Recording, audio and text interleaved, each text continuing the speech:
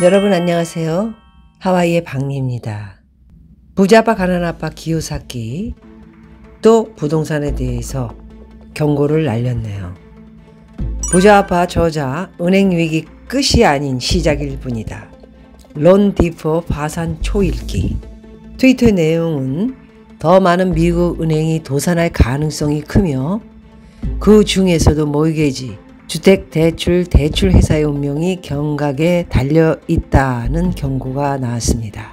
부자아빠 가난아빠의 공동 저자로 유명한 로버트 기요사키는 240만 명의 트위터 팔로워들을 향해 은행 산업의 위기는 끝난 것이 아니라 시작점에 있으며 캘리포니아에 본사를 둔 모기지 대출업체 론디포 파산 직전이라고 전했습니다. 론디포는 지난해 6,100명을 감원했음에도 불구하고 6억 1,040만 달러의 손실을 기록하며 유동성 위기에 직면했다. 기요사키는 위기는 론디포로 끝나지 않을 가능성이 큰 가운데 상당수 은행이 심각한 인출 압력에 직면하고 있다고 주장했습니다. 그는 현재 소문은 거대 모기지 회사 론디포에 집중되고 있지만 더 많은 은행, 특히 지역은행과 모기지 주력은행들이 위기에 처해 있다라며 나는 바이든이나 옐런 재무장관, 제롬 파월 연준 의장의 말을 믿지 않는다고 밝혔습니다.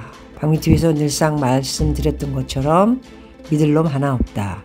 허다못해 기요사키는 바이든, 미국의 대통령, 재무장관, 옐런, 그리고 연준 왕초인 파월 누구도 그 말을 믿지 않는다 이렇게 이야기를 했습니다. 지난주에는 부동산 부분에 임박한 파산 가능성을 경고하며 향후 있게 될 부동산 시장 붕괴는 2008년 주택시장 붕괴보다 훨씬 최악의 상황으로 기결될 수 있다는 입장을 보이기도 했습니다.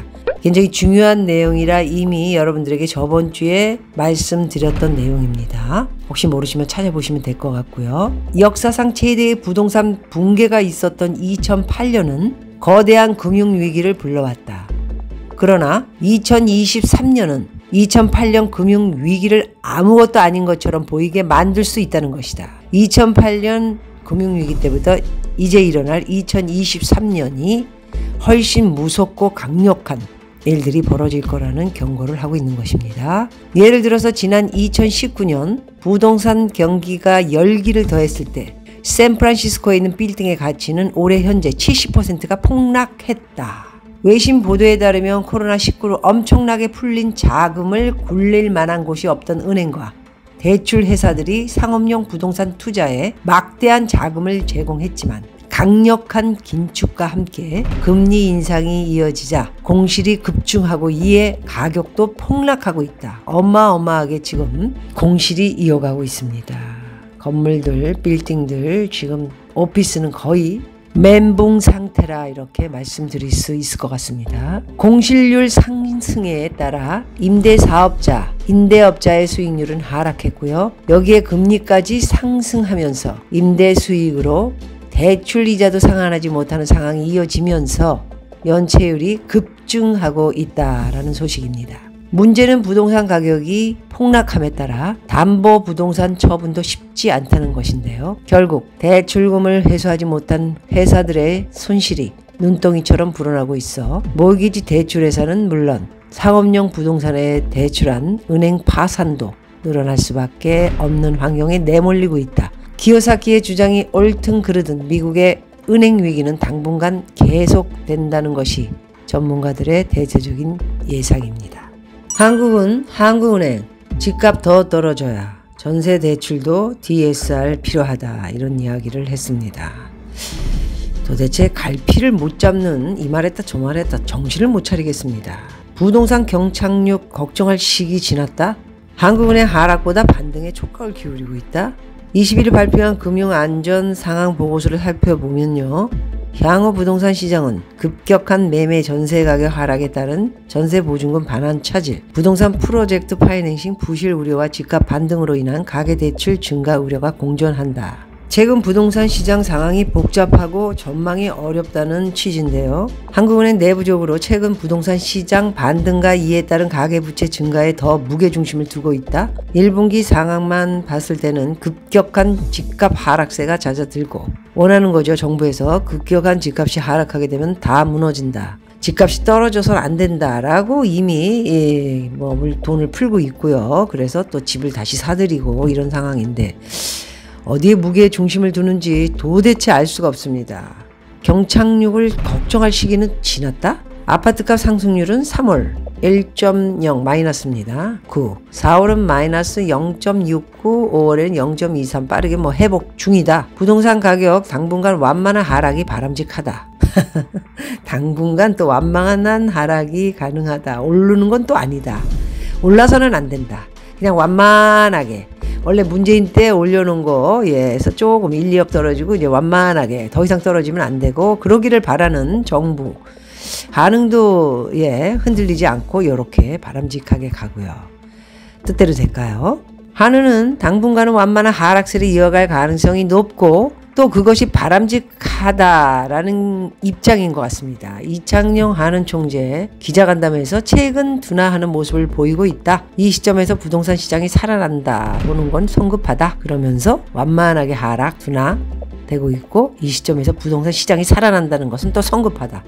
부동산 가격이 금방 올라가는 그런 상황은 또 아니다. 이게 일로 갔다 저로 무슨 말을 할까? 의도가 뭡니까?